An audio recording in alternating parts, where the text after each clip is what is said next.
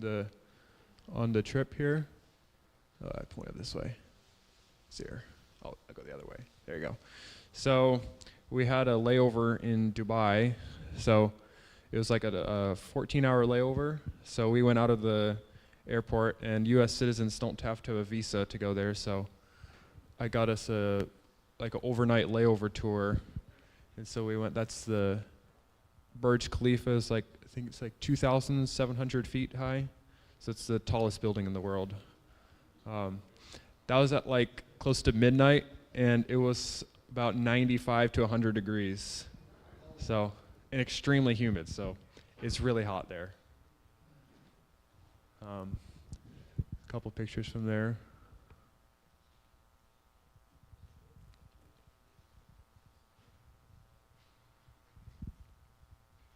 And then that's getting on the flight to Tanzania. And then that's the day we landed in. That's the main city in it's called Dar es Salaam, and it's the biggest city in Tanzania. It's their port city. So everything that gets shipped to there, and then you'll see later the Kibidula is an avocado farm, so all their avocados go to there. And then that's at Kibidula. Yeah.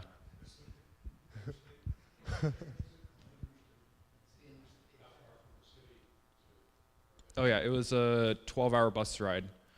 So we left the main city at 4 in the morning, and then we got to Kibidula at 4 p.m., 5 p.m. So 13 hours or so.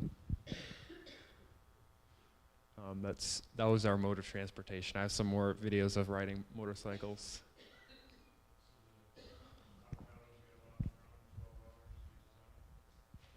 The what? Oh, yeah.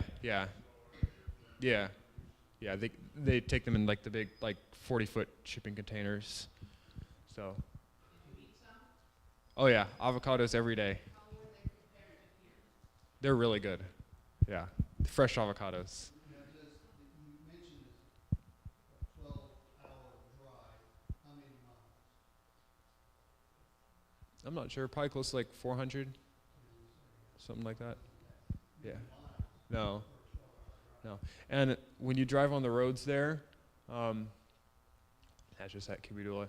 When you drive on the roads there, and especially in the bus, Americans here, if they drove like that here, there'd be crashes everywhere, because when we were driving one time, I was driving with a couple other people at night, and it was a 3-lane highway, so one going this way and then 2 this way, and staggering like that.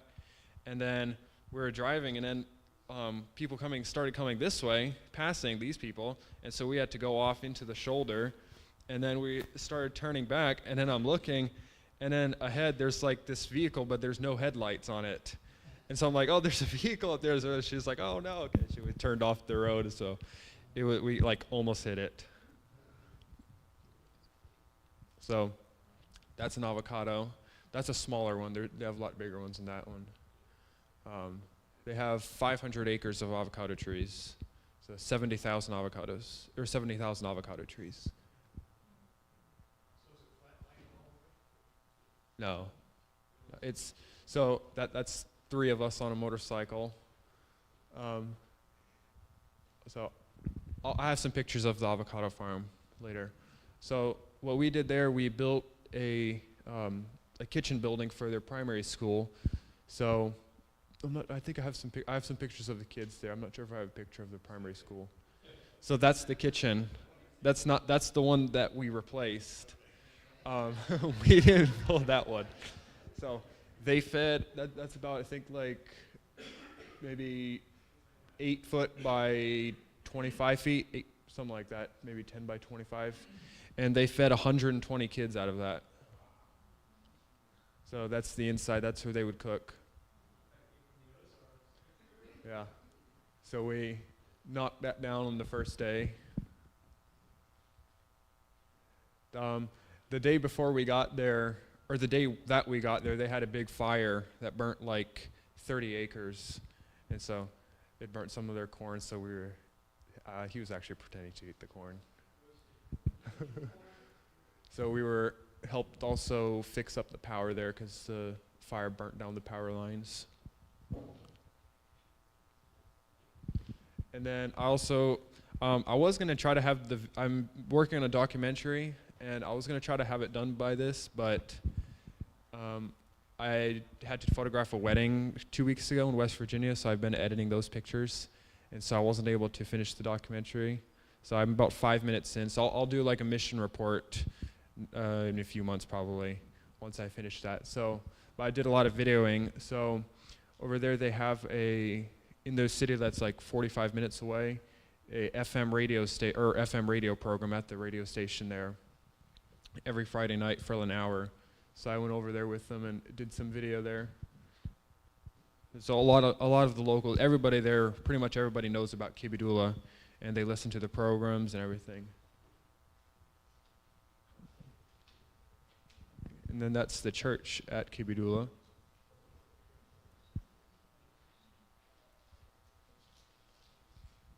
That's riding on the right next to Kibidula. There's a bunch of like state land that's they grow all those like pine trees. So it doesn't look like Africa in some places. Like that looks more like Michigan. Okay, over there. So we were leveling. So once we knocked down the old kitchen building, we had to level it out. So I went over there with the skid steer and I was getting dirt. And then let's see, my pointer works. Okay, so the guy. Let's see, does that work? No, it doesn't show up there. Anyways, so the guy was like, okay, you can take the dirt from like near that, or from over there, just don't go too near to the outhouse there, because there's a septic tank. So I was like, okay. So I was taking the dirt out, and then I drove over, and I had done like maybe like 20, 30 times over that. And then I'd gone over this time, and I was taking some dirt, and then I like smelled something stinky. And so I was like, oh no, what did I do? So I pulled back and then I looked and I felt like some bumps and then I pulled back and I looked and I broke a hole in the septic tank. So it's a good thing I didn't fall in because it was like, I think like a 15-foot like square. So I just broke in one of the 4-foot squares for the lid. It was only like this high or this thick of a lid. So pretty easy to break through. And then, of course, we were arm wrestling some of the local guys.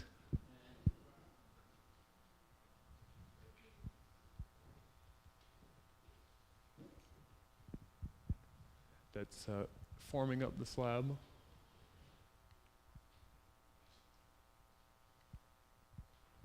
And then that's their big mixer. Over there, they don't have any like access to like the big cement mixers, like the trucks, and so everything there is poured by hand. So we use this big, I think it's a half a cubic yard mixer. It's really nice. It's like hydraulic. So the bucket there that they fill everything into, they just push a button and it lifts up and dumps it into the mixer, and then the mixer changes like a truck, and it changes direction and it pours out the other end. So then pouring the slab took a whole day because the mixer takes a while. We started at like 10 a.m. and one of the guys was out there power troweling until like 2 a.m. Was it just as hot there as it was?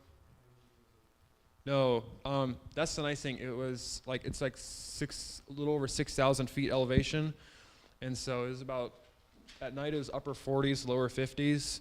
In the daytime, like mid 70s. The highest ever was like 80. So, and it was also nice because the high elevation, there weren't any like mosquitoes, so no risk of malaria there. In that area, at least. When we were in the big city, then there was malaria, or malaria-carrying mosquitoes. So those are the local kids. After their on their recess, they would come out and help lay bricks. And all these bricks that we laid were they're handmade.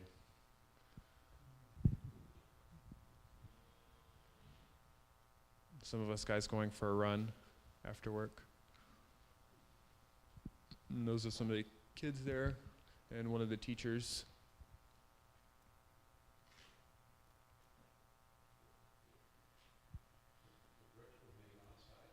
No, they're handmade, but they're like, they bought them. So other people made them, and then Kibidula bought them. Um, if you can see, that's not that great like a great way of seeing it, but the bricks, like we had to put like this much mortar in between each one because they're like so much different sizes, and so some of them are like that thick, and some of them are like that thick, and so to even it all out, you have to put like really big joints. And then that's mixing mortar by hand. And some of the kids I took pictures of.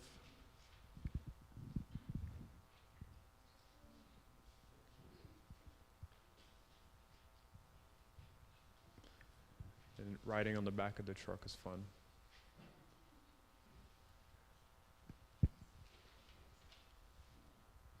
And then that over there's the guest house that we stayed in. So it was a really nice house. And then like 6 of us that came on the trip stayed in there.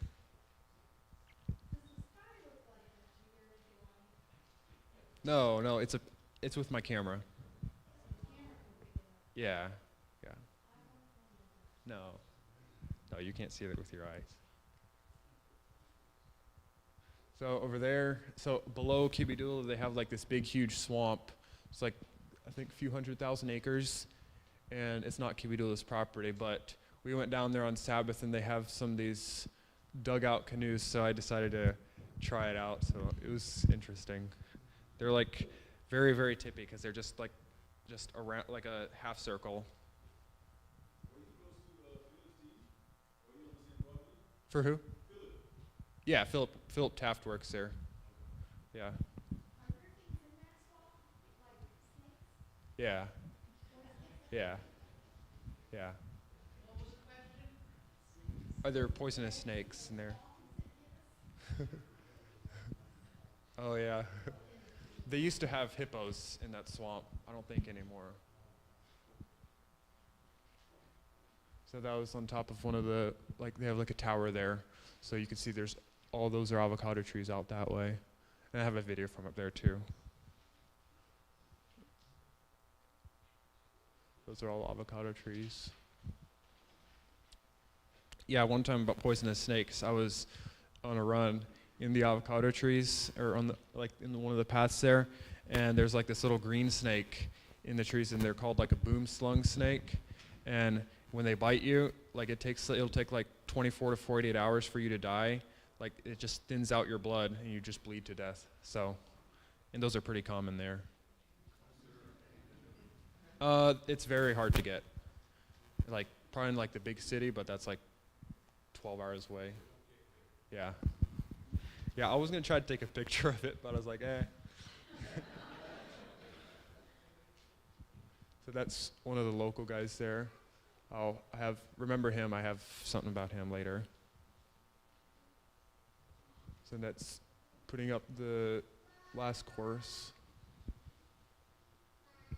So that, I have like 2 pictures only of that. I have a bunch of videos, so when I'm making the documentary, but that's their packing house for their avocados. So they pick the avocados in the avocado fields, and then they take them there. They have like this big, huge, really long, like assembly line type thing. So they have like those rollers and everything. So it like goes through the thing and it washes them all, and then it puts them through like some kind of a chemical mixture to clean them all off, and then they go and sort them out right there, and then they continue going out, and then they put them in different size boxes, and then they go out to the truck. Oh, I went the wrong way. I think it's like, I'm not sure exactly. It's a couple months at least. I'm not sure exactly. I think maybe more than that. Yeah, I'm not sure exactly, but it's in the dry season. So, which is their winter, our summer.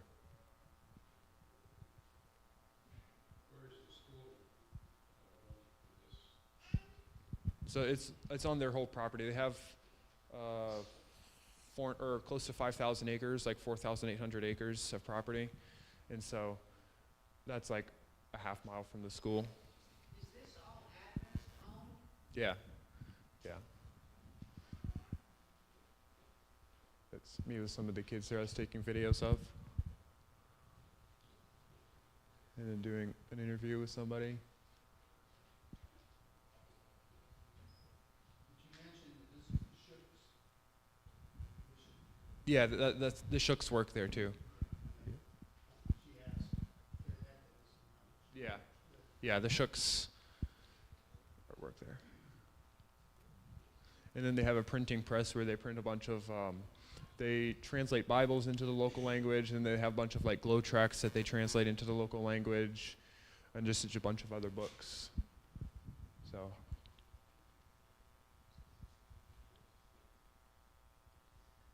And that's one of the primary school classes.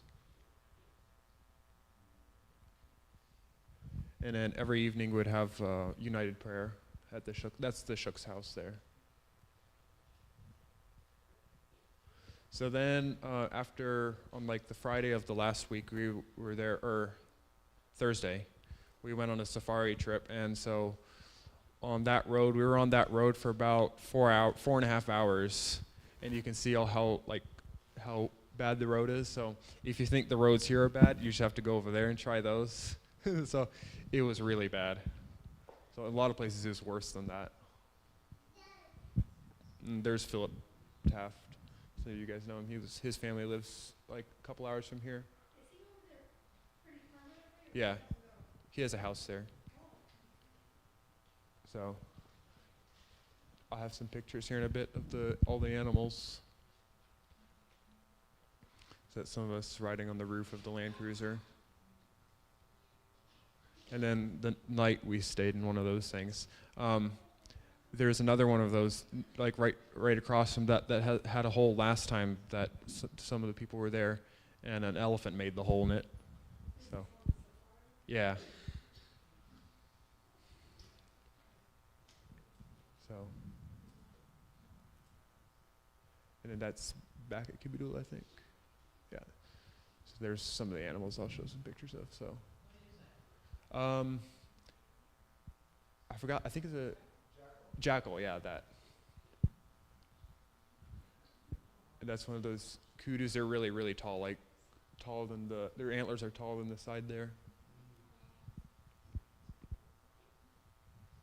It's our Land Cruiser.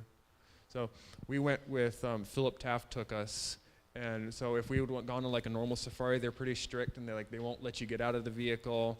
They'll make you stay, they'll only drive you on the roads. But Philip took us so we could go like anywhere we wanted, as long as there weren't other vehicles around. This one, a bat-eared fox. They're really cute. And then those are dik-diks, and they're the smallest deer in the world. They're like that big. And warthogs. And then a baboon and its baby albino one, actually. And then we saw a leopard, and those are at the park that we went to. They're really rare. The directors of Kibidula have been there for like 35 years, and they've only seen 2. So we were really blessed to see one. He wasn't that close. Maybe like from that side to that side of the church.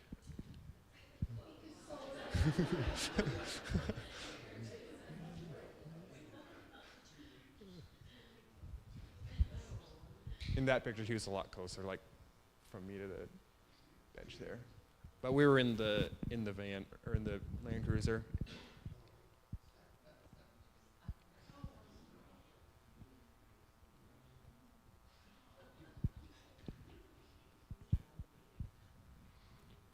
We saw tons of elephants. They're really cool.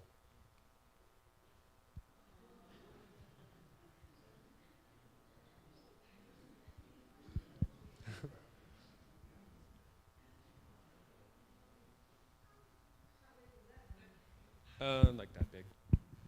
There's Philip, monkey.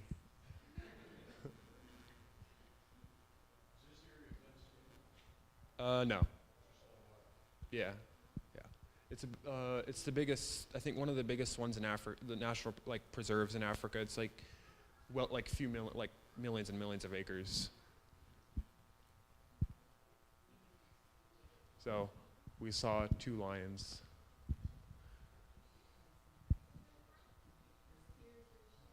Yeah, he's an older guy. His girl over there. And he was really happy with us. He was only about like from me to the piano bench away. So. Yeah, but whenever like we'd stick our heads out, he would like would instantly become food to him. So.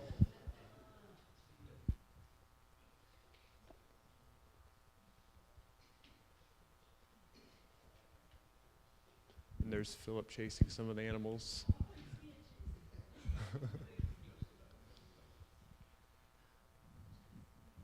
Some elephants below trees.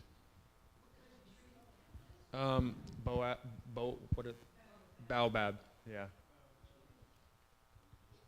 The zebra.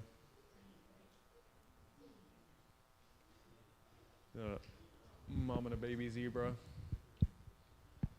And then we went back to Kibidula, and that was on Sabbath. So they have like outreach programs every Sabbath. They have a Bible school there. And so the Bible school kids, or not kids, but like young adults usually, and some older adults, but mostly young adults, go out every Sabbath and into the community there near Kibidula and go have church at different people's houses. And then that's one of the houses that are being built. And that's a grain silo. And that's inside somebody's house. I was taking some videos in there. That's their living room. So, and that's one of the nicer houses, like the nicer local houses. Like they have some other, they have some nice local houses, but then those are like in the villages. That's like the average house, and then they have like just like mud huts. Rocks. Cooking. So everything, like the ceiling and everything is like dark black or whatever. It's all like coal, like soot from the smoke. One of my buddies, he brought a bunch of toys for the kids, and so that was the translator he gave him a harmonica and some coloring books, and then a jumping rope.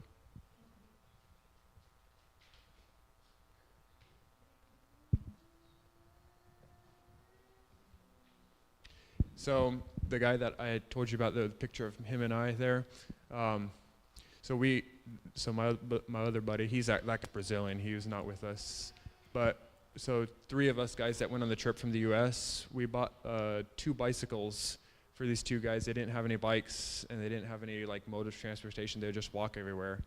So we asked them, we went to town and we asked how much the bikes were. They were like, I think $60 each for those bikes. So, and over here you could get those bikes for free. People don't want them, so. But, so we gave them to them. They're really, really happy.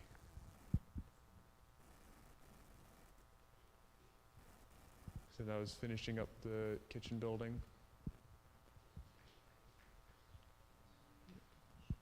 Doing the roofing. No hands.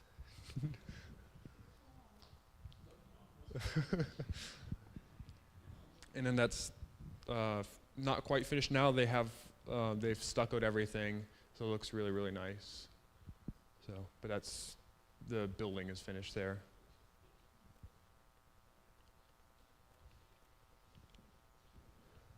That's the side angle. So I think it's a 25 by 70 foot. So pretty nice upgrade for them. With 1, 2, 3, 4 rooms.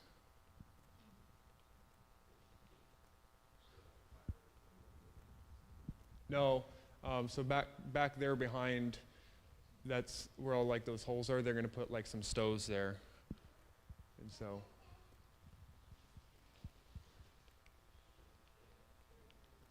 There you go. So that's our group on the right-hand side up there, and then one of the other girls. And then you can see in the middle there's the Miss Tamara and Mr. Doug Shook. So some of you know they've come here quite a few times. So, and to have some videos, Connor.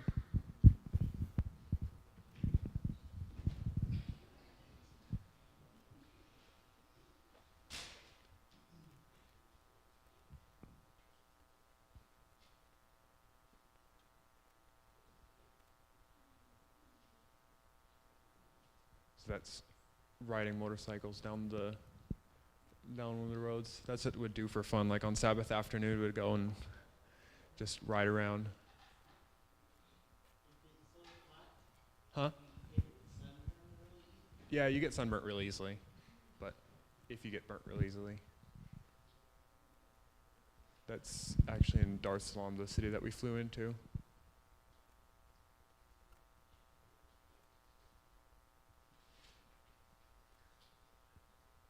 And then there was a fire close to Caboodle, and so 3 of us jumped on the motorcycle and went trying to find it.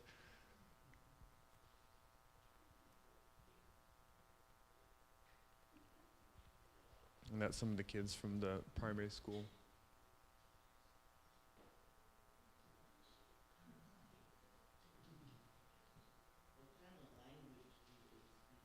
Swahili.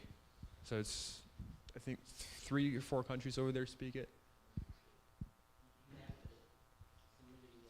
A lot of the people spoke English also. So it's like a dual country language anyways, or dual language country. So that's me attempting to.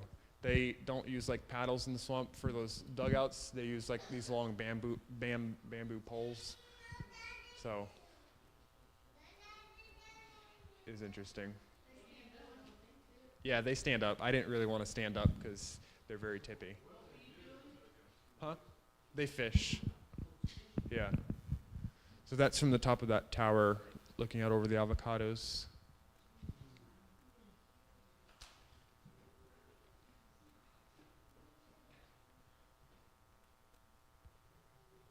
So that's part of the avocado field. There's much more on the other side of the trees.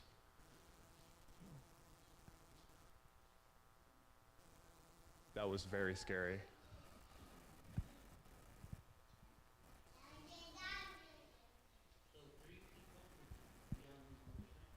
They fit, I think the most they fit was like 5. So, yeah. So this will show you how close we were to the lion.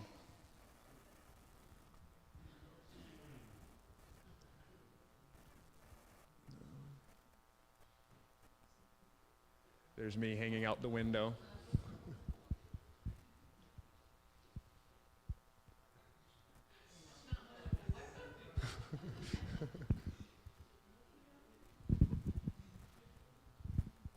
So, yep, that's the last of the pictures, and then also my time is up. So, let's close with a word of prayer. Dear God, thank you for the Sabbath, and thank you that we're able to come here, and thank you that I was able to go on the trip. And please be with us the rest of the Sabbath, and give us your Holy Spirit, and be with my dad as he speaks. In Jesus' name I pray, amen. And also just want to thank the church for giving me the opportunity to go on this trip, and for donating money, so I was able to do this.